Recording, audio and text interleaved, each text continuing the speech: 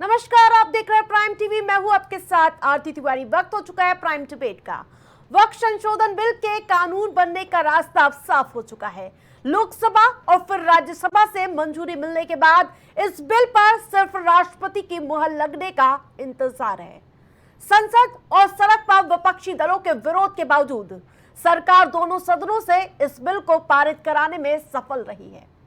अब मुस्लिम संगठनों से लेकर मुख्य विपक्षी दल कांग्रेस इस बिल को सुप्रीम कोर्ट में चुनौती देने की तैयारी कर रही है। जहां आरएलडी के प्रदेश महासचिव शाहजेब रिजवी ने वक्फ बिल पर पार्टी के समर्थन से नाराज होकर अपने पद से इस्तीफा दे दिया है। वक्फ बिल के शोर शराबे के बीच धीरे धीरे जहां बिहार विधानसभा का वक्त करीब आता हुआ नजर आ रहा है और ऐसे में सभी सियासतदान अपनी तैयारी को अमली जामा पहनाते हुए नजर आ रहे हैं। बिहार में भले ही 243 सीटों की जंग हो रही हो, लेकिन सबसे ज्यादा चर्चा सीमांचल की है।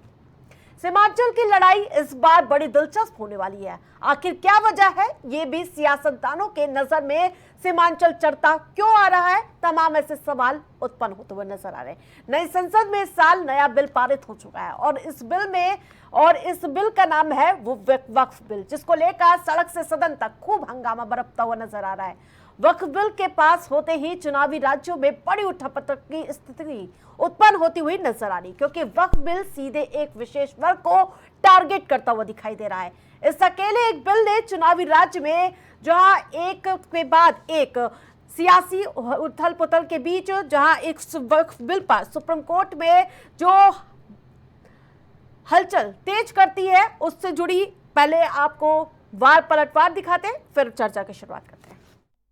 तो ये लड़ाई हम जारी रखेंगे और हम लड़ते रहेंगे और अपनी आवाज़ को हम आइन के तहत में ऊपर तक पहुंचाएंगे। कोशिश हमारी पूरी जारी रहेगी कि किसी भी तरीके से इस बिल को वापस लिया जाए, क्योंकि जिस बिल के ज़रिए से मुस्लिम आक्रोश में है और मुसलमान तबके जो है सड़कों पर उतरने को तैयार है, तो मेरा ये कहना है कि इस बिल को वापस ले लिया जाए तो ज़्यादा बेहतर है। बहनों और भाइयों, अब बरेली बदल चुका है। बरेली ये वही बरेली है। याद करिए 2017 के पहले वर्ष में जहां 5, 7, 10 दंगे हुआ करते थे, पिछले 8 वर्ष में बरेली में कोई दंगा नहीं हुआ। बरेली अब चंगा है। अब बरेली में दंगा नहीं, अब बरेली में चंगा है। दंगा ये सब चूहे की तरह बिलबिलाते हैं, लेकिन बाहर निकलने का दुस्साहस नहीं कर पाते हैं। उन्हें मालूम है दंगा करेंगे तो दुष्परिणाम क्या होगा। बाप दादों ने जो कमाई की होगी वह भी एक झटके में सरकार जब्त करके गरीबों में बंटवाने का काम कर देगी। और इसीलिए आज मैं आपके पास आया हूं आपसे कहने के लिए, आज बरेली विकास के पथ पर अग्रसर हुआ है। इंफ्रास्ट्रक्चर का नया मॉडल दे रहा है। अपनी नाथ नगरी की पहचान को पिछली सरकारों ने बरेली को झुमका के साथ जोड़ा था। हम लोगों ने बरेली को नाथ नगरी के रूप में नाथ कॉरिडोर देकर के आपको आपकी पौराणिक पहचान दिलाने का काम किया है। पिछली सरकार आपकी पहचान किस रूप में प्रस्तुत की थी और हम लोगों ने आपकी पहचान को नाथ नगरी के रूप में प्रस्तुत करके अब विकास के एक नए मॉडल के रूप में बरेली को आगे बढ़ाया जा रहा है। आज बरेली में निवेश आ रहा है। आज यहां पे इंडस्ट्री लग रही है। आज यहां पे तमाम निवेश हो रहे हैं। कोई डेयरी सेक्टर में हो रहा है, कहीं पर मेडिकल के सेक्टर में हो रहे हैं, कहीं पे उद्योग लग रहे हैं। अलग अलग सेक्टर के अलग अलग उद्योग लग करके और विकास की ऊंचाइयों को छूता हुआ बरेली हर घर नल की योजना के साथ भी जुड़ रहा है, रिंग रोड के साथ भी जुड़ रहा है, नए नए फ्लाईओवर के साथ भी जुड़ रहा है। और अब बरेली गंदी सिटी नहीं, एक स्मार्ट सिटी के रूप में अपनी पहचान बना करके देश और दुनिया के अंदर अपनी एक धमक के साथ आगे बढ़ रहा है। बात करेंगे सीमांचल की, जिसका लगातार मैं जिक्र करती हुई नजर आ रही होंगी आपको। जिस प्रकार से सीमांचल की पिछली लड़ाई की बात की जाए तो पिछली बार भारतीय जनता पार्टी को 6 और ऑल इंडिया मजलिस-ए-इत्तेहादुल मुस्लिमीन यानी कि AIMIM को 5 सीटें मिली थी। कांग्रेस को 4, जबकि जनता दल यूनाइटेड को 4, राष्ट्रीय जनता दल यानी कि आरजेडी को 3 सीटें मिली थी। भारतीय कम्युनिस्ट पार्टी सीपीआई को 1 सीटें मिली थी। यानी कि इस बार की लड़ाई बेहद ही दिलचस्प हो गई है। क्या ये समीकरण बदल जाएंगे? क्योंकि इस बार सीमांचल के इन 4 जिलों में 24 सीटों पर, यानी कि इन सभी 4 जिलों में 24 विधानसभा सीटें आती हैं। ऐसे में पार्टियां सबसे ज्यादा जोर इन्हीं सीटों पर लगाती है। और ये वक्फ बिल का आ जाना क्या नुकसान पहुंचाएगा, तमाम ऐसे कयास पीछे छोड़ जाता हुआ नजर आ रहा है। तो वही, और इसके साथ साथ आपको बता दें कि 4 जिलों में है किशनगंज, अररिया, पूर्णिया और कटिहार। उस बार की मुस्लिम बाहुल ये इलाके हैं, जहां पर किशनगंज में 67.98% यानी कि 98% यहाँ पर मुस्लिम बाहुल क्षेत्र माना जाता है इसे। अररिया की अगर मैं बात करूं तो 43%, पूर्णिया में 23.3, कटिहार में 22.21% यहाँ पर मुस्लिम आबादी की संख्या बताई गई है। लेकिन और इसी के साथ तमाम ऐसे इस पे वार पलटवार देखने को मिले। अब ये पूरी लड़ाई सुप्रीम कोर्ट में आ चुकी है। देखने वाली बात होगी कि आखिरकार सुप्रीम कोर्ट में इस पे क्या आशा की किरण रहेगी, या फिर जिस प्रकार से कृषि कानून में आया था, भले ही उस पर विरोध हुआ, उसके बाद उस कानून को वापस ले लिया गया था, लेकिन यही मंजर और यही स्थिति हमने 370 में देखी थी। धारा 370 लागू की गई थी, कई ऐसे सुप्रीम कोर्ट में दलीलें दी गई थी, उन दलीलों का पूरी तरह से दरकिनार रखते हुए जहां 370 अभी भी लागू है। तो वही वक्फ की जगह सीमांचल पर असर क्या होगा, तमाम ऐसे मुद्दे हैं उनके साथ। उसी के साथ हम पैनलिस्ट के पास जाएंगे, फिर चर्चा की शुरुआत करेंगे। भारतीय जनता पार्टी से आशीष तिवारी हमारे साथ जुड़ चुके हैं, कांग्रेस पार्टी से हमारे साथ विकास जी जुड़ चुके हैं, और जेडीयू से आशीष बलदानी, सपा से दारा सिंह यादव, वरिष्ठ पत्रकार आलोक त्रिपाठी, और न्यूज रूम से हमारे साथ शहबाज खान जुड़ चुके हैं। सबसे पहले शहबाज आपका ही रुख करूंगी। जिस प्रकार से बीजेपी ने उम्मीद की किरण तो दिखा दी मुसलमानों को, इसे मैं राजनीति मान सकती हूँ। ना कोई आपका मंत्री है इस पे, ना विधायक है, ना सांसद है बीजेपी का। यूपी जैसे बड़े राज्यों में भी कोई ऐसे मंत्री विधायक नहीं नजर आते हैं, लेकिन जो इन सब के बीच पूरी कवायद नीतीश, नायडू, चिराग पासवान, जयंत चौधरी को भी अपनी परंपरागत राजनीति छोड़ने को मजबूर कर दिया गया। कैसे देखते हैं इस पूरी स्थिति को?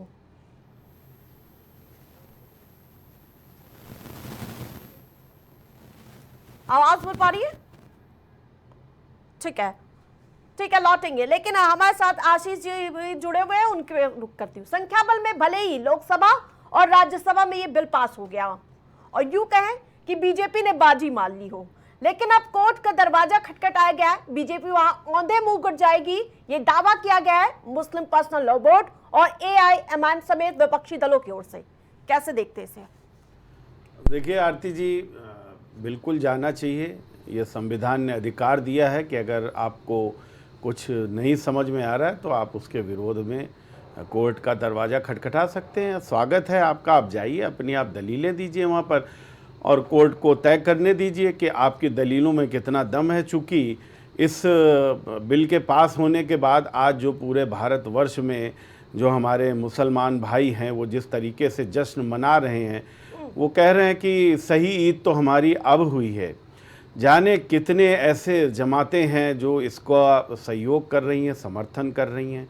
हाँ, कुछ लोग हैं जो इसके विरोध में ज़रूर हैं। चूँकि वो विरोध में कौन है वो भी मैं बता दूं कि यहाँ पर लड़ाई जो है वो मुसलमान और दुकान की है। कुछ लोग हैं जो मुसलमानों के साथ हैं और कुछ लोग हैं जिनकी दुकानों के शटर गिर गए हैं, दुकानें बंद हो गई हैं, बंद होती दिख रही हैं। तो वो दुकानदार जो हैं वो इस समय बहुत विचलित हैं, परेशान हैं और तरह तरह से धमकियां देने का काम कर रहे हैं। आपने कई ऐसे बयान भी देखे होंगे, खून बहा देंगे, और खून बहाना उन्होंने शुरू भी कर दिया। अभी एक मुझे पता चला कि संभल में एक हमारे मुस्लिम भाई हैं, उनको सिर्फ इसलिए फोड़ दिया चूँकि उन्होंने वक्फ बिल का फेसबुक पे समर्थन कर दिया था। तो इस तरीके से कुछ लोग हैं जो सौहार्द को ख़राब करना चाहते हैं, गंगा जमुनी तहजीब को ख़राब करना चाहते हैं। कुछ लोग ऐसे हैं जो संविधान की किताबें तो ज़रूर लहराते हैं लेकिन संविधान के खिलाफ ना बोलने से डरते हैं और ना काम करने से डरते हैं। निश्चित तौर पर सुप्रीम कोर्ट में वो जाना चाहते हैं, जाएं और वहाँ पर वो बताएं जाकर कि उनको इस बिल से दिक्कत क्या है। क्योंकि जो भी चर्चा हुई आपने देखा कि चाहे लोकसभा की चर्चा हो चाहे राज्यसभा की चर्चा हो, 12-12 घंटे से ज़्यादा चर्चा चली। और चर्चा चलने के बाद में आपने देखा कि कोई भी ऐसा विपक्ष का कोई ऐसा व्यक्ति नहीं था जो ये बोलने को बताने को तैयार हो कि एक्चुअली इस बिल में कमियां क्या है। कमी कोई नहीं बता पाया। वही समाजवादी पार्टी के जब अखिलेश जी खड़े हुए तो कुंभ गिनाने लगे और वो कितने लोग गायब हो गए, वो सारी बातें कर रहे हैं। राहुल गांधी ने तो कोई बात ही नहीं करी भाई, उनको जबकि बोलना चाहिए था उन्होंने कोई बात ही नहीं करी, उन्होंने पहले ही कर दिया। प्रियंका गांधी जी सदन में आई ही नहीं। तो इस तरीके से ये समझ में जरूर आ रहा है कि ये सारे लोग भी इस बिल के पक्ष में ही कहीं ना कहीं थे, लेकिन अपने मुस्लिम तुष्टीकरण, अपने वोटों के तुष्टीकरण के लिए इनकी मजबूरी थी कि ये वहां पर जाकर समर्थन में बात ठीक है। मैं सीधा रुक करूंगी न्यूज रूम का, जहां से सहयोगी शहबाज हमारे साथ जुड़ चुके हैं। शहबाज, जिस प्रकार से नीतीश नायडू, चिराग पासवान, जयंत चौधरी को अपनी परंपरागत राजनीति छोड़ने को आखिरकार क्यों मजबूर भारतीय जनता पार्टी कर दी है, तमाम ऐसे सवाल उठते हुए नजर आ रहे हैं। क्या क्षेत्रीय पार्टियों को खत्म करना चाह रहे, तमाम ऐसे कवायद है, कैसे देखते हैं इसे आप? बिल्कुल आरती, क्योंकि कहीं ना कहीं बिहार से इसका सीधे जो जोड़ा जा रहा है बिहार चुनाव से, क्योंकि बिहार में इस साल के अंत में चुनाव होने हैं और बिहार सियासत के मायने से अगर देखा जाए तो काफ़ी अहम माना जा रहा है और 243 लगभग विधानसभाएं सीटें आती हैं। और विधानसभा की अगर बात करें बिहार की तो उसमें सीमांचल सबसे ज़्यादा प्रमुख हो जाता है, क्योंकि सीमांचल में आरती सबसे ज़्यादा मुस्लिम बहुतायत माने जाते हैं। चाहे वो किशनगंज की बात करें तो सबसे ज़्यादा किशनगंज में मुस्लिम समुदाय रहता है, लगभग 67% किशनगंज में मुस्लिम समुदाय रहता है। उसके बाद अररिया में रहता है 43%, फिर पूर्णिया में रहता है लगभग 23%, और उसके बाद कटिहार में रहता है 22%। तो मुस्लिमों की जो संख्या है वो सीमांचल के एरियो में बहुत ज़्यादा मानी जाती है और बहुत ज़्यादा है भी वहां पर, क्योंकि अगर ओवरऑल बिहार में जनसंख्या की बात करें मुस्लिम समुदाय की तो लगभग 17% मुस्लिम समुदाय माने जाते हैं। और लेकिन अगर बात जब सीमांचल की आती है तो यहाँ पर मुस्लिम जो होते हैं वो गेम चेंजर हो जाते हैं। और सीमांचल में इस बार काफी दिलचस्प लड़ाई होने वाली है। पिछली बार भी जो लड़ाई हुई थी आरती वो काफी दिलचस्प हो गई थी, क्योंकि AIM के जो प्रमुख हैं असदुद्दीन ओवैसी वो इस लड़ाई में, बिहार की लड़ाई में कूद गए थे और उन्होंने लगभग अपने 20 कैंडिडेट पूरे बिहार विधानसभा सीट पर खड़े किए थे, जिसमें से सबसे ज्यादा उन्होंने 14 कैंडिडेट जो थे वो सिर्फ सीमांचल से खड़े किए थे आरती। और बिल्कुल, लेकिन शहबाज, लेकिन इन जो झटकों से कैसे पार पाएगी? जेडीयू नेता तबरेज हसन ने इस्तीफा दे दिया, तमाम ऐसे दिग्गज नेता विरोध में खड़े हो चुके हैं, जयंत चौधरी को झटका लगता हुआ नजर आ रहा है, कैसे पार पाया जाएगा? देखिए आरती, तस्वीर जो दिखाई दे रही है असल में तस्वीर वो नहीं है। जेडीयू को झटका भले ही दिख रहा है, उनके सहयोगी दल, उनके साथी छोड़ जरूर दे रहे हैं जो अल्पसंख्यक समुदाय से आते हैं, जो पार्टी के साथ जुड़े हुए थे। लेकिन अगर बात करें असर की तो असर नहीं पड़ने वाला, कि जेडीयू का अगर किसी का साथ छूटेगा भी तो सीमांचल में जेडीयू को कोई नुकसान नहीं होने वाला, क्योंकि नुकसान वहां पर AIM अगर किसी का करेगी तो वो कांग्रेस और आरजेडी का ही करेगी। क्योंकि पिछली बार भी यही देखा गया था आरती, जब AIM प्रमुख वहां मजबूती से चुनाव लड़े तो उसका सीधा नुकसान जो हुआ वो कांग्रेस और आरजेडी को हुआ। और अब जब वक्फ बिल वहां से पास हो चुका है तो ऐसे में अगर बात करी जाए तो सीधा असर इस बार वहां पर कांग्रेस और आरजेडी को होता हुआ नजर आएगा। आपको याद होगा 2020 के विधानसभा चुनाव जब चल रहे थे तो ईद मिलादुन नबी एक प्रमुख त्योहार पड़ा था, तो हैदराबाद में ना मनाते हुए असदुद्दीन ओवैसी ने बिहार की जन्मभूमि को चुना था, वहां पर ईद मिलादुन नबी जो है वो मनाया था और जनता के बीच में रहकर उन्होंने एक बड़ा मैसेज दिया था। लेकिन आपने देखा होगा अभी ईद पड़ी थी, उसमें उन्होंने सीधे तौर से इफ्तार पार्टी का बहिष्कार करने का कहा था कि नीतीश कुमार की पार्टी में कोई नहीं जाएगा, और तमाम ऐसे जो सीमांचल के जो समीकरण थे वो पलटते हुए नजर आएंगे, ऐसे आरजेडी और कांग्रेसी कहते हुए नजर आ रहे। कपिल सिब्बल ने इस पर बयान दिया था कि अगर उन्होंने समर्थन किया तो वो पूरी तरह से मात खा जाएंगे। कांग्रेस और आरजेडी जैसा माना जा रहा है कि कांग्रेस को ये लग रहा है कि सीमांचल में उसको फायदा हो सकता है, बल्कि फायदा नहीं नुकसान हो सकता है, क्योंकि अगर जितनी मजबूती से ओवैसी चुनाव लड़ेंगे उसका जो नुकसान है वो सीधे तौर पर विपक्ष को ही होगा। पिछली बार भी यही देखा गया था आरती, और लगभग 5 सीट जो है वो जीत कर लेकर आए थे AIM बिल्कुल, जेडीयू प्रवक्ता को फ्रेम में लाया जाए। जिस प्रकार से वक्फ बिल के विरोध में जेडीयू नेता का लगातार एक के बाद एक इस्तीफे का फेहरिस्त लगती हुई नजर आ रही है, कैसे इन झटकों से आप उभरेंगे? चुनाव सामने है। आशीष जी जवाब दीजिए। जिस प्रकार से नीतीश कुमार जी का काम बोलता है, बिहार में किसी भी प्रकार का कोई असर होने वाला नहीं है, क्योंकि बिहार और देश के अकलियत भाई ये जानते हैं कि नीतीश कुमार जी ने जब जब बिहार की कमान को संभाला और जब से बिहार में सत्ता संभाल रहे हैं, एनडीए गठबंधन के साथ जब से सरकार में नीतीश जी हैं, तब से नीतीश कुमार जी के नेतृत्व में अल्पसंख्यक भाइयों का, अल्पसंख्यक समाज का सर्वांगीण विकास हुआ है। और बिहार के मुसलमान भाई इस बात को बखूबी समझते हैं कि कांग्रेस पार्टी एवं कांग्रेस के गठबंधन में जितने भी दल हैं, उन्हें सिर्फ वोट बैंक से मतलब है, क्योंकि आजादी के बाद से अधिकांश समय तक कांग्रेसियों ने जो राज किया है, बिहार के मुसलमान भाई इस बात को समझते हैं कि उनके लिए क्या किया, सिर्फ उनका इस्तेमाल वोट बैंक के रूप में किया।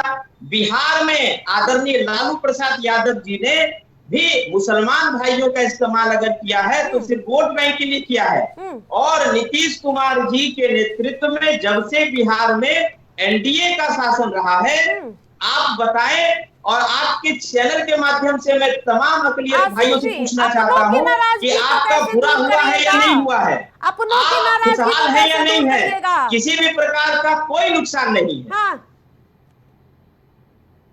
यही कारण है कि सीमांचल में, पूरे बिहार में मुसलमानों का साथ नीतीश कुमार जी के साथ है। नीतीश कुमार जी में विश्वास और आस्था मुसलमान भाइयों के साथ है, और इक्का दुक्का लोगों का इस्तीफा देने से हमारे पार्टी की सेहत में किसी भी प्रकार का कोई असर नहीं पड़ने वाला है। ठीक है, लौटूंगी। विकास जी, जिस प्रकार से लोकसभा राज्यसभा में तो ये बिल पास हो गया है, और ऐसे में सवाल ये उठता है कि आप लोगों की तरफ से कितना हंगामा किया जाए, क्योंकि इससे पहले भी 370 में भी कई पार्टियां कोर्ट का दरवाजा खटखटाने पहुंची थी। रविशंकर प्रसाद जी भी ये कह चुके कि कोर्ट का दरवाजा खटखटाते लीजिए, कुछ होने वाला नहीं है। आरती जी, मुझे आपके शब्दों पे घोर आपत्ति है। हंगामा, क्या कांग्रेस हंगामा कर रही है? क्या अगर अपोजिशन की पार्टी देश की आवाम की आवाज को उठा रही है तो उसको आप हंगामा कह दिएंगे? पहली बात, रविशंकर सिंह का मैंने बयान कोट किया है। आप रविशंकर जी के बयान को अगर उसमें जोड़ देती तब ये मैं मान लेता। ठीक है, हम लोकतांत्रिक मूल्यों की रक्षा के लिए बैठे हुए हैं, हम लोकतांत्रिक मूल्यों के लिए लड़ रहे हैं। भारतीय जनता पार्टी सिर्फ प्रोपोगेंडा के लिए लड़ती है। मैं दो उदाहरण आपको देना चाहता हूं। एक, अभी मान लीजिए भविष्य में सनातन बोर्ड का गठन होता है। सनातन बोर्ड के गठन में हमारे हिंदू हृदय सम्राट आशीष तिवारी जी बगल में बैठे हुए हैं, ये क्या गैर धर्म के व्यक्ति को स्वीकार करेंगे? जिस चंद्रबाबू नायडू ने तिरुपति के मंदिर में गैर धर्म के लोगों को निकाल दिया, वही चंद्रबाबू नायडू अब वक्फ में गैर धर्म के लोगों को जोड़ने की वकालत कर रहे हैं। आपको जिस प्रकार से अभी महाकुंभ का आयोजन हुआ था, आपको याद होगा सपा के शासनकाल में आजम खान साहब ने पूरा नेतृत्व लिया था, उस पर किसी ने क्या आपत्ति जताई थी क्या?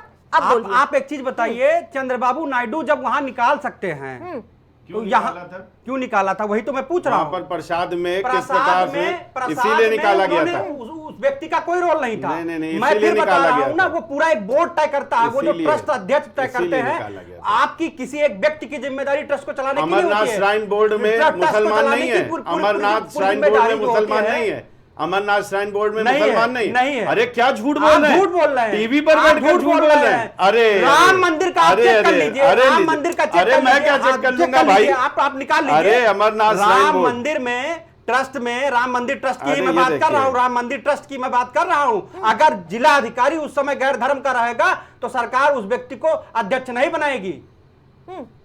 आशीष जी, ऐसे नहीं होता है राजनीति में। आज आपके मुंह से गंगा जमुनी तहजीब सुन करके हमें बड़ा अच्छा लगा। आशीष जी आज गंगा जमुनी तहजीब की बात कर रहे हैं। वही आशीष जी जिनके 240 सांसदों में एक भी मुसलमान नहीं है, एक भी मुसलमान नहीं है। मुसलमानों के कल्याण के लिए वो भाजपा बिल लेकर के आ रही है जिसका एक भी मुस्लिम सांसद नहीं है पार्लियामेंट में।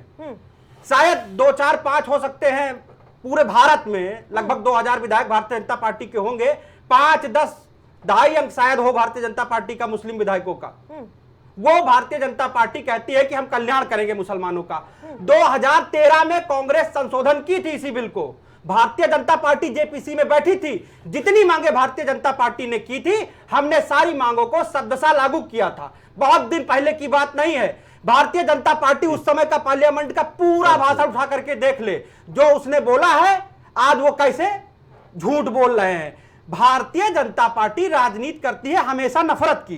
भारतीय जनता पार्टी को जीतने के लिए, लड़ाई लड़ने के लिए समाज में नफरत का कुछ ना कुछ बयान देते रहना है, कुछ ना कुछ काम करते रहना है, जिससे हिंदू मुस्लिम दिखता रहे।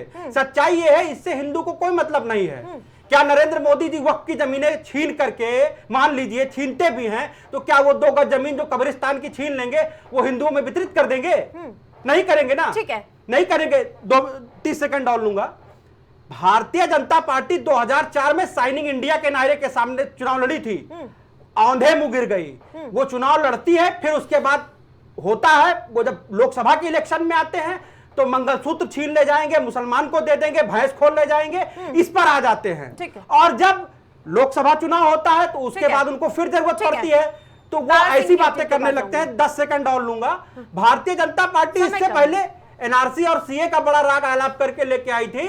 आरती जी, मैं आपको बता दूं, 2000 हिंदू 5 साल में पाकिस्तान और बांग्लादेश से यहां आए हैं, और इन 10 सालों में 15 लाख हिंदू भारत छोड़ करके चले गए हैं।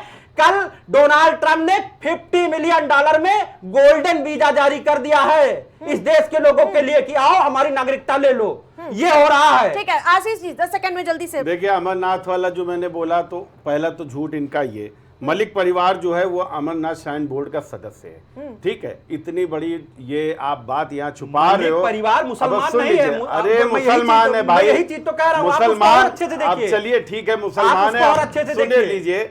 मैंने देख लिया और एक नहीं 50 जगह ये बात लिखी है और पढ़ी गई है। नहीं पढ़ी ठीक है, गई, सुन लीजिए, गलत मत बोलिए आप। ठीक है, अपनी बात को सिर्फ सिद्ध करने के लिए फालतू का कुतर्क सही नहीं। फालतू का दूसरी चीज, जो यहाँ पर महाकुंभ हुआ था, उसका कौन अध्यक्ष बनाया गया था?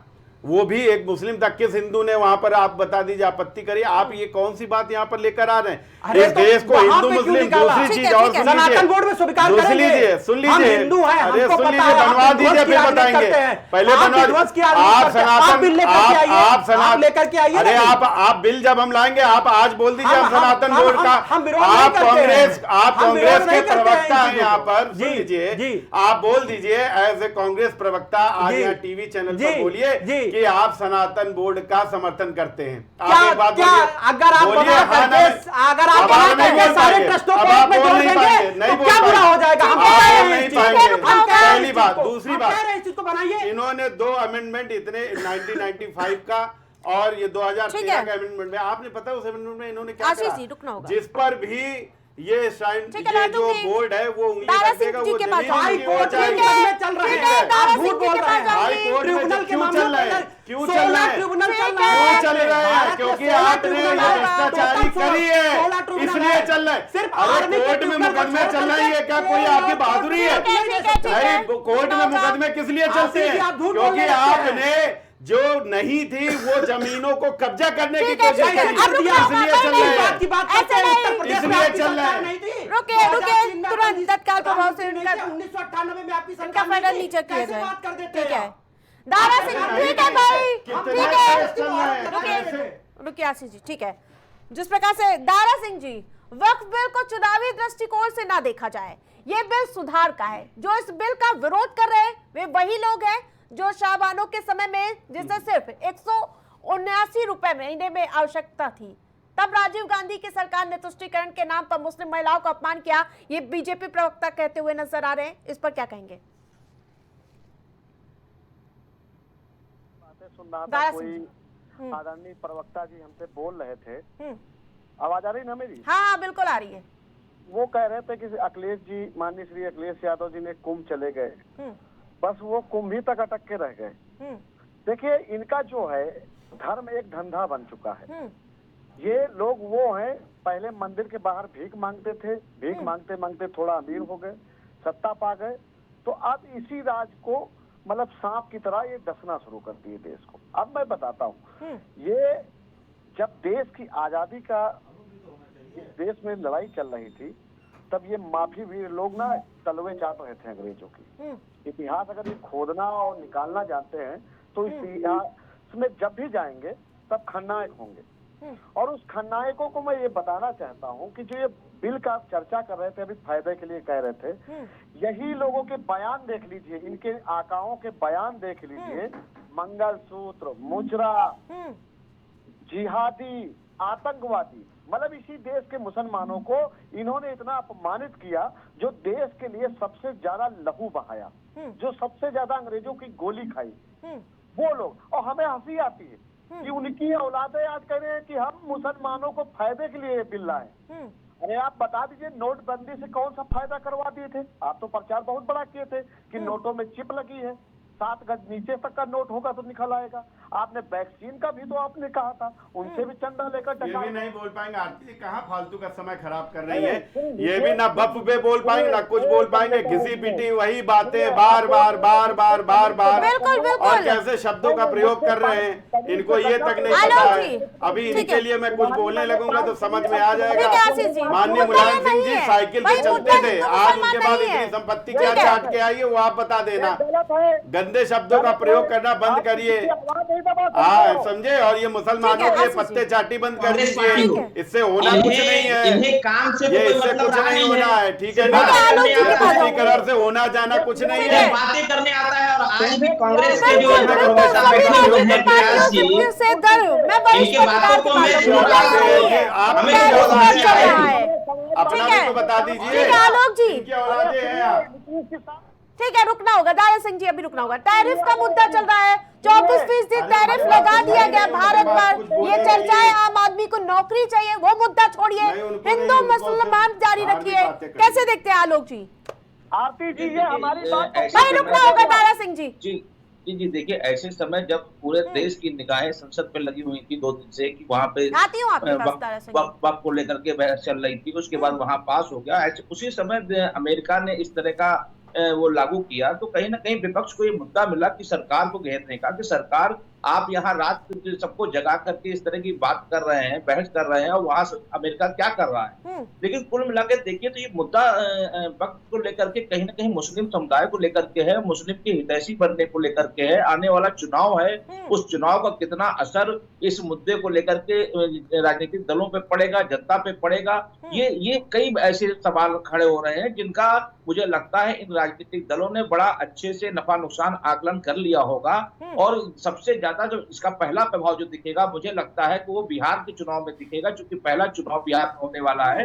और उसमें नीतीश कुमार जी के सामने सबसे बड़ी समस्या होगी, जो कि अभी तक जो नीतीश जी हो या चिराग पासवान हो, अगर यूपी की बात करें तो यहाँ पे जयंत चौधरी हो, जहाँ पे जाट और मुस्लिम एक उनका वोट बैंक होता था, आखिर वो कैसे उनको समझाएंगे? क्योंकि ये एक बड़ा सवाल होगा उनको मुसलमानों को समझाना कि ये जो वक्फ संशोधन विधेयक हुआ है, इसमें आपने उनके साथ भागीदारी की है सरकार के, तो कहीं ना कहीं इन लोगों के सामने एक संकट का घड़ी होगी कि उनको आम जनता को अपने वोटरों को समझाना। क्योंकि बिहार में चुनाव है और बिहार में नीतीश जी का जो रिकॉर्ड रहा है उसमें वो पहले का देखे तो उसमें कई बार वो टोपी लगाए हुए या इस तरह चीजों दिखे हुए हैं। तो उनके सामने ये बड़ा सवाल होगा कि आखिर चुनाव में वो कैसे अपने जो मतदाता है उनको समझा पाएंगे। बिल्कुल ठीक है आशीष जी, दावा ये किया जाता है कि एनडीए की तरफ से ये जो मुसलमानों की तरफ से मांग की गई थी, यही तब भी मांग कही गई थी कि कृषि कानून को लेकर आ रहे कृषि कानून किसान संगठनों के मांगी गई थी।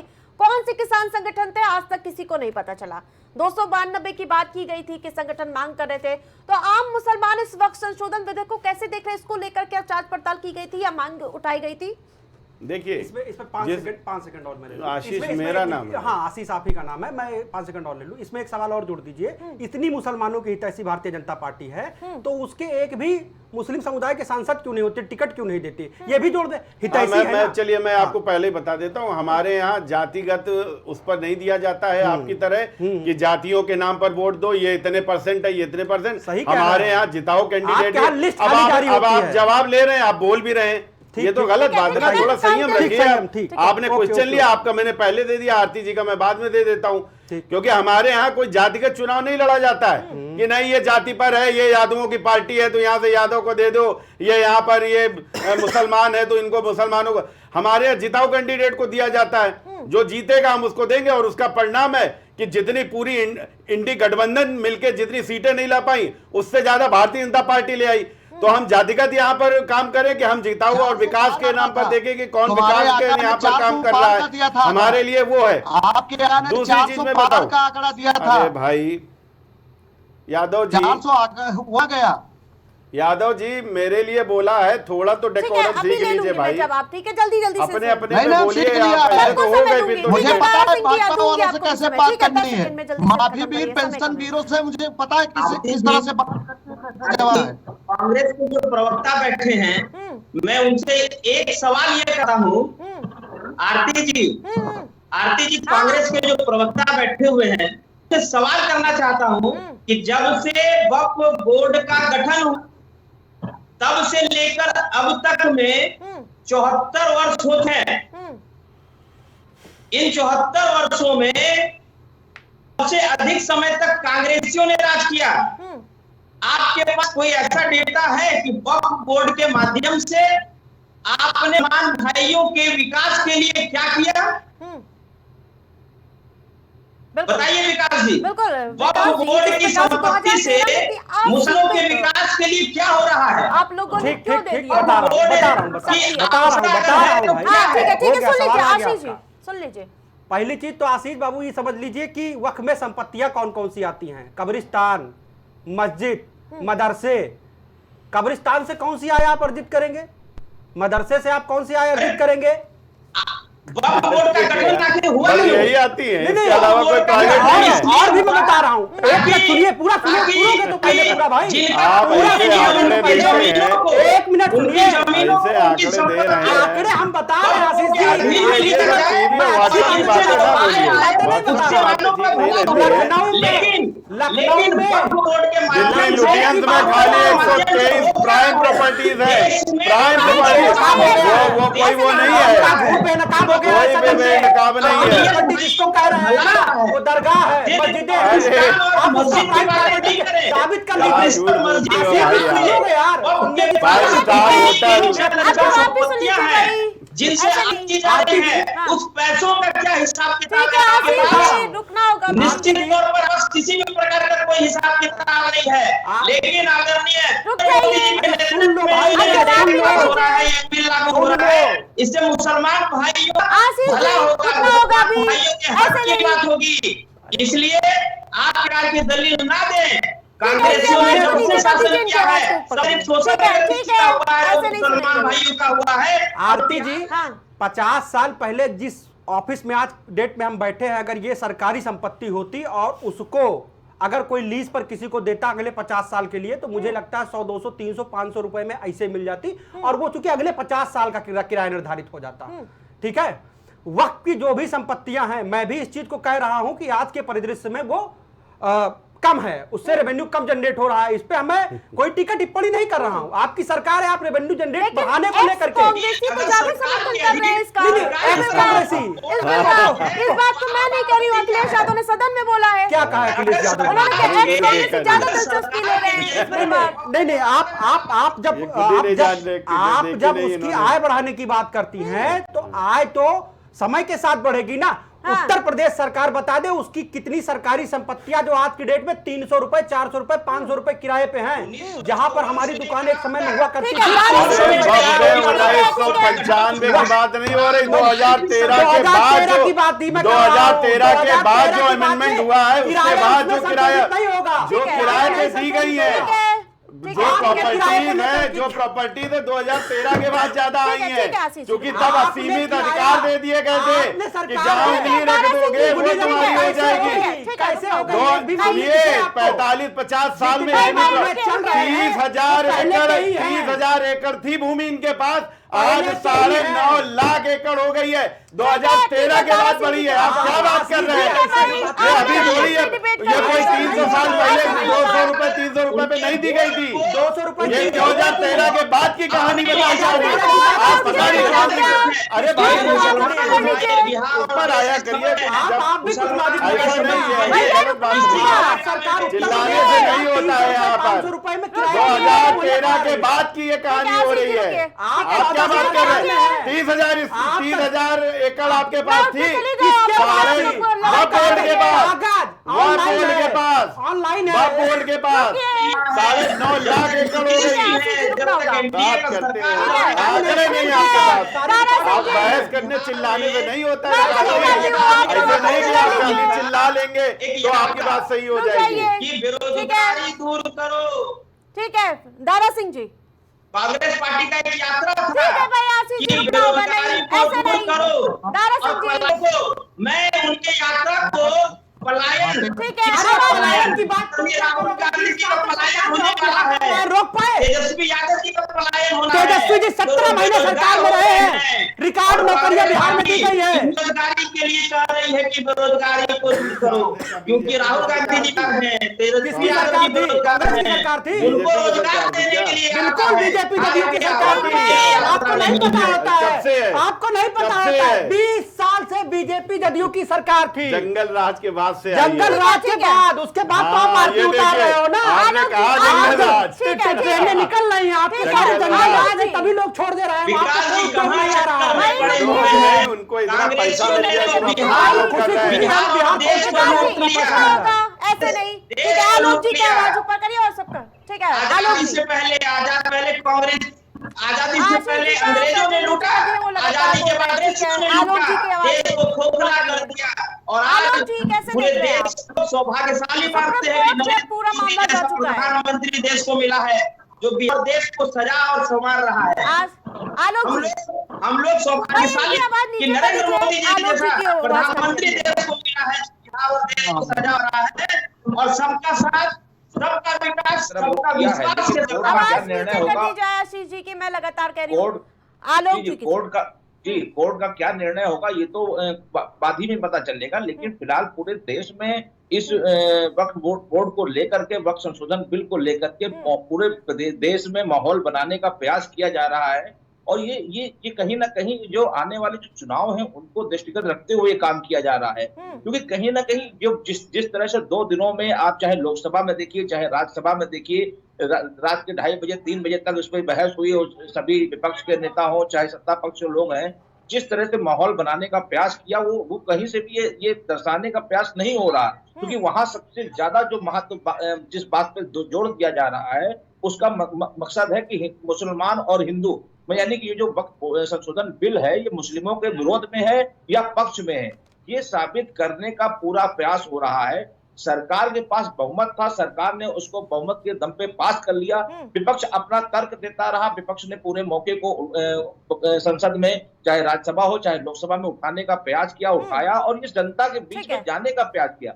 लेकिन सबसे ज्यादा जो समस्या आने वाली है वो बिहार के चुनाव में आने वाली है। जो भारतीय जनता पार्टी के सहयोगी दल हैं वो किस रूप में वहां पहुंचेंगे, वो कैसे सफाई देंगे, कैसे बताएंगे, ये सबसे बड़ा सवाल देखने को मिलेगा आने वाली विधानसभा के चुनाव में बिहार में। क्योंकि वो अभी तक जिस तरह से माहौल में थे उसको समझ जी भारती जी मुझे बड़ा दुर्भाग्य हो रहा है कि मेरा शर्म आ रही कि ये क्या कहते हैं, नीतीश कुमार जी के पास पता नहीं, भारतीय जनता पार्टी के पास कोई प्रवक्ता नहीं बचा। ऐसे लफंगों को भेज जो डिबेट मेन मुद्दे देश के होते हैं उस पर ऐसे लड़ रहे हैं जैसे कि उससे ज्यादा कोई लफंगा नहीं है। जिस गाड़ी में बैठा सपा, जिस गाड़ी में लगा सपा का झंडा बैठा उसमें समझो गुंडा, ठीक है ना। ये लाल टोपी वालों के काले कारखाने हम लोग जानते हैं। लफंगे आप लोग कितने बड़े हैं ये पूरा प्रदेश जानता है। आपको झेला है, आपको झेला है, आपकी लफंगाई को झेला है। जिस गाड़ी में लगा सपा का झंडा बैठा उसमें गुंडा, ठीक है ना। जवान को कंट्रोल दीजिए दारा सिंह जी। डिबेट में पता चल चुका है कैसे हो आप लोग, गुंडाई करते हो, दूसरे की आवाज दबाने का काम करते हो। जिस समझ गए? गाड़ी में हो लगा सकता है सपा हत्या का करा दो। झंडा बैठो उसमें समझो नहीं, गुंडा। वही कह रहे, गुंडाई लाल कर सकते टोपी हो, वालों हत्याएं के करा काले सकते हो, आवाज दबा कारनामे। सकते हो, पत्रकारों पे मुकदमा कर सकते हो। मुकदमा इसके आप अलावा जला तुम्हारे सकते लोगों हो। के पास कोई औकात शाहजहांपुर नहीं का है। वो पत्रकार भूल गया, विकास जिंदा नहीं कर जला सकते दिया हो था तुम, उसको। विकास जिंदा नहीं जला कर दिया सकते था। हो। आप बात अरे करोगे पत्रकारों माफियाओं, की? विकास नहीं कर आप सकते हो। पत्रकारों की बात माफी करोगे? पीरो, भिखमंगो, विकास नहीं कर सकते हो। अरे! देश को बर्बाद कर सकते हो, बेच सकते हो, वैक्सीन की भीख कौन चंदा ले मांग रहा सकते है वो हो। पता है। नहीं, मैं बता रहा हूँ। भाषा का संयमित इस्तेमाल करिए दारा सिंह जी। आप कितने बड़े कहाँ के आप अरे इतनी देर से डिबेट में देख रहा राजा हूँ, है, कहाँ के ये हमें भी कर रहे पता हो आप है। लोग, हैं? ये न सुन रहे हो न 3 कुछ रुपया किसी का की। अंगूठा ओढ़े के यही बैठे तमीज है हो। डिबेट पे आके। आप कितने यही बड़े तमीज हमें है। कहाँ के हमें पता यही है है। पार्टी आपकी लोगों की, यही संस्कार है, यही संस्कार है तुम्हारे लोगों के। भाई वक्त अपने पे संस्कार वक्त पे आइए, देखो। वक्त पे आइए। लफंगे बोल रहे हो, बस अपने पे। संस्कार देखिए पहले आप। बस लफंगा पे बोलोगे नहीं, आप? सुनिए आप आरती लोग जी, प्लीज। आप लफंगा आरती बोलेंगे? जी 14 साल से के वक्त सुनिए पे ही बयान दीजिए, ठीक है? आरती जी 2014 से सरकार है और वक्फ बोर्ड का जो अध्यक्ष होता है वो केंद्र सरकार द्वारा चुना जाता है और राज्य में राज्य सरकार द्वारा चुना जाता है। आप ये बता दीजिए कि जो अभी कह रहे थे नीतीश जी की पार्टी के लोग कि कितना फायदा कितना प्रॉफिट हुआ, जरा 2014 से लेके अब तक का आंकड़ा दिखा दे, तब किसी से मांगे ना आंकड़ा। अध्यक्ष रहा होगा ना। अरे आंकड़े से क्या होता है जब बिल में प्राविधान ही नहीं है। आप प्राविधान ही नहीं है जब बिल में कहाँ से हो जाएगा। अब आप देखना, अब संशोधन हुआ है, अब संशोधन के बाद आप अगर ये बात बताओ सब समझ में हो जाएगी। अब संशोधन के बाद आप देखना कि क्या प्रॉफिट होता है, क्या लॉस होता है।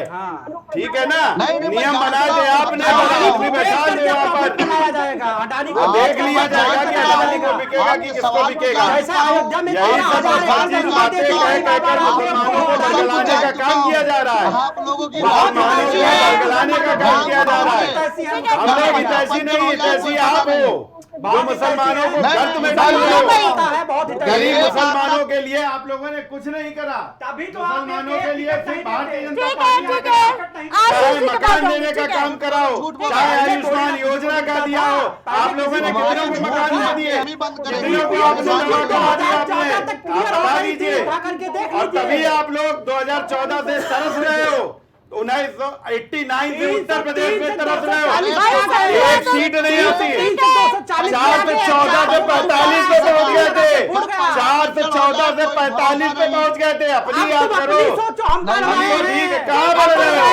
100 का आंकड़ा भी नहीं पार कर पा रहे हो, 100 का आंकड़ा नहीं छू पाए। हमको बता रहे हो अकेले इंडिया गठबंधन से ज्यादा सीटें भारतीय जनता पार्टी के पास में है, 240 सीटें हैं। उत्तर प्रदेश में क्या आदत है, समाजवादी का कंधे पे बैठ के टिकट मांगते हो, नहीं देता तो विधानसभा चुनाव नहीं लड़ पाते हो। 5 सीटें चाहिए, 5 चाहिए, 1 सीट नहीं दी। राजभर पार्टी इधर सब चंगासी, सब चंगासी, आशीष जी क्या बात चंगासी रिकॉर्ड उठा कर देख लीजिए, जितने जिला पंचायत अध्यक्ष हैं उनके परिवार पर कितने मुकदमे हैं।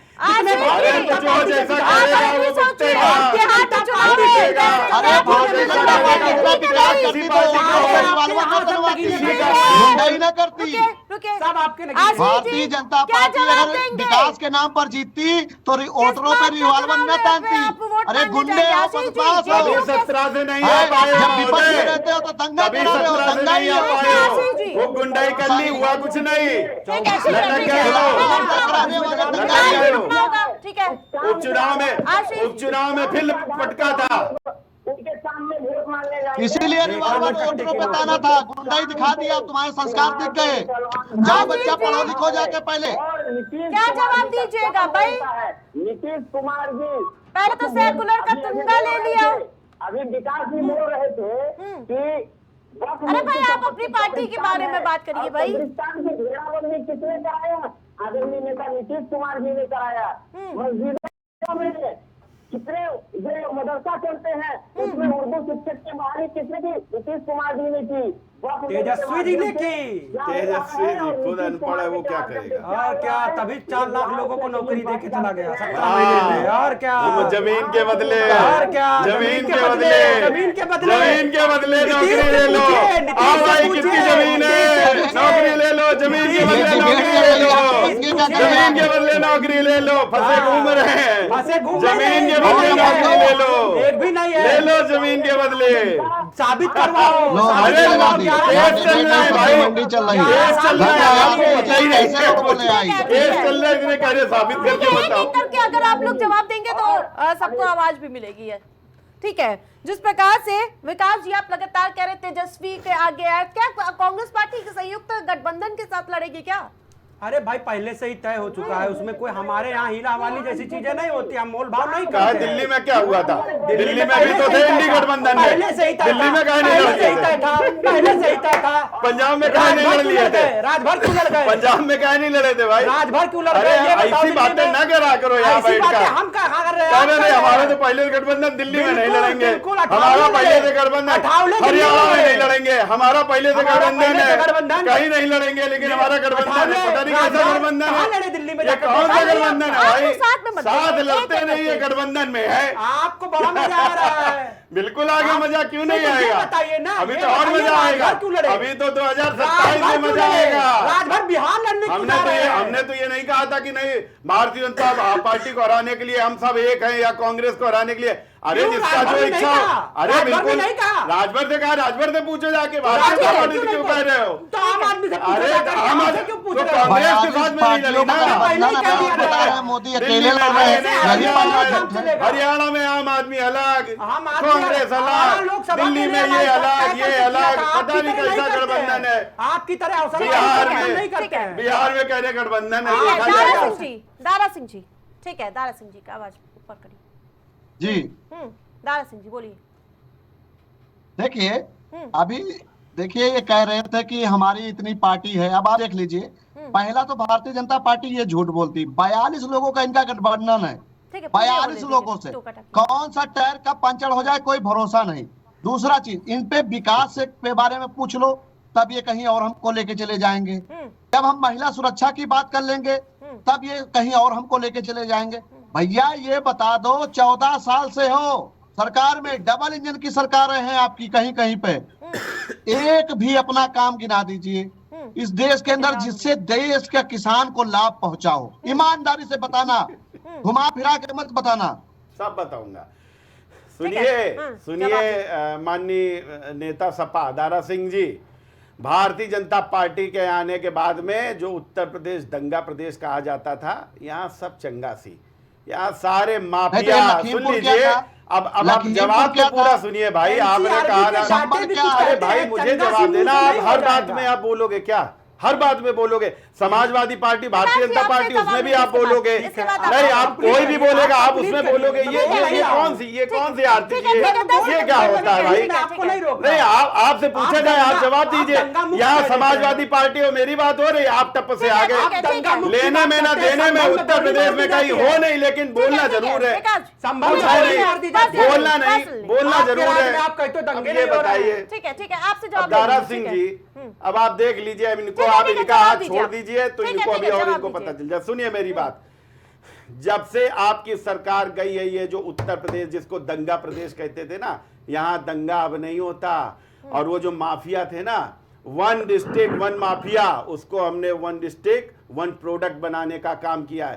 आप तो महिला जो सुरक्षा की बात विधानसभा करते के हैं, अंदर उत्तर महिला प्रदेश के सुरक्षा मुख्यमंत्री जी ने लिस्ट जारी की थी, आज वो आप किसी भी महिला से जाकर पूछ दीजिए, जो वो उत्तर आपको प्रदेश बताएगी में कि खुलेआम हम रात 12 बजे लिस्ट भी जारी निकल की सकते हैं। आप और सुनिए, जो टॉप 10 अपराधी थे वो हत्या हो गई, उसके बाद क्या हुआ?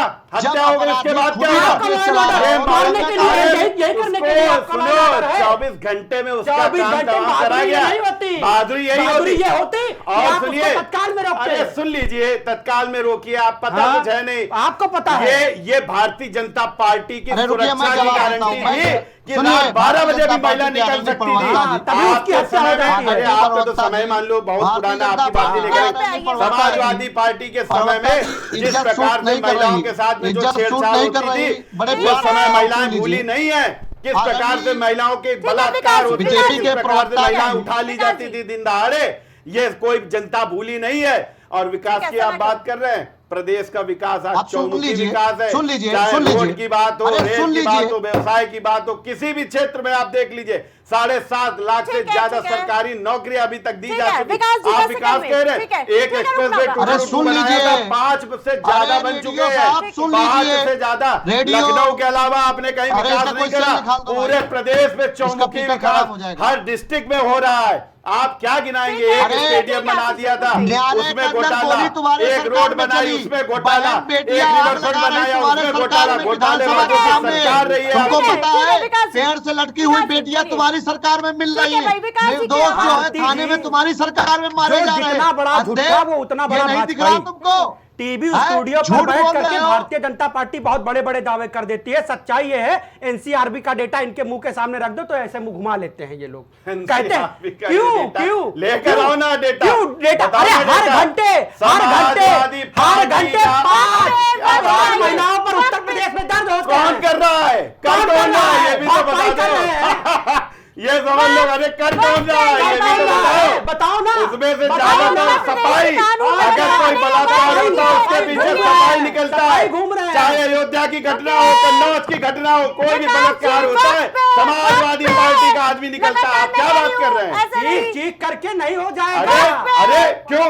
ठीक है। क्यों? अयोध्या की हाल बताओ ना। फटकार बुलडोजर पे कौन खाता कहाँ है? कोई किसको दी? एक फटकार आप बता आप दीजिए। हमें 5 दिन पहले विकास जी, 10 लाख पता रुपए नहीं का क्या लोग जुर्माना जी। है। पता नहीं क्या बात है। ठीक है। 10 लाख रुपए का जुर्माना हर पता अधिकारी नहीं पर कहाँ ठोका की गया बात है। बताया ठीक है, करते लास्ट हैं। कमेंट। दलील देना आलोक जी, लास्ट कमेंट। ठीक है, समय पूरा हो गया। यही लोगों का आलोक जी। को देख रहा है। आवाज मिल पा रही है आलोक जी? ठीक है, संपर्क टूट गया। लेकिन सबसे लास्ट कमेंट आशीष जी, कैसे पटना में पार पाड़िएगा? आवाज आप? हाँ, देखिए, नीतीश नाम है उन विश्वास का जिन्होंने 90 के दशक के तांडव से दूर किया। नीतीश कुमार नाम है उस विश्वास का जिन्होंने घोटाला एवं अपहरण, लूट, हत्या, फिरौती इन तरह के उद्योग धंधों का अंत किया। नीतीश कुमार नाम है और विश्वास है उन महिलाओं का जिनका शोषण होता था, जो 12 बजे रात और चाहे शाम 5 बजे घर से निकल नहीं पाती थी, किडनैपिंग का व्यापार चलता था, शाम 5 बजते ही बिहार में दुकानें बंद हो जाती थी। इन तमाम चीजों को अगर नीतीश कुमार जी का राज आया है तो इन तमाम चीजों पे लगाम लगी है। तो नीतीश कुमार कुछ नाम नहीं है, नीतीश कुमार बिहार के करोड़ों लोगों का विश्वास है और ठीक है। इसी विश्वास के बल वक्त पर पे जवाब इस नहीं है बार क्या? चुनाव में जाएंगे कि पूरा जंगल राज बिहार में कायम न हो। ठीक है, समय पूरा हो गया। ठीक है, आप सभी पैनलिस्ट का हमारे साथ जुड़ने के लिए बहुत बहुत धन्यवाद। वक्फ संशोधन बिल के कानून बनते हैं, जहां लोकसभा राज्यसभा में तो हंगामा देखने को मिला ही था, और इसके साथ साथ सड़कों पर भी इसके खिलाफ अब आवाज उठनी तेज हो गई है। तो जहां मामला सुप्रीम कोर्ट में पहुंच चुका है, अब देखने वाली बात होगी कि आगामी दिनों में इस पर धार कितनी और तेज होती हुई नजर आएगी। प्राइम डिबेट में मैं सब फिलहाल इतना ही। देखते रहिए प्राइम टीवी।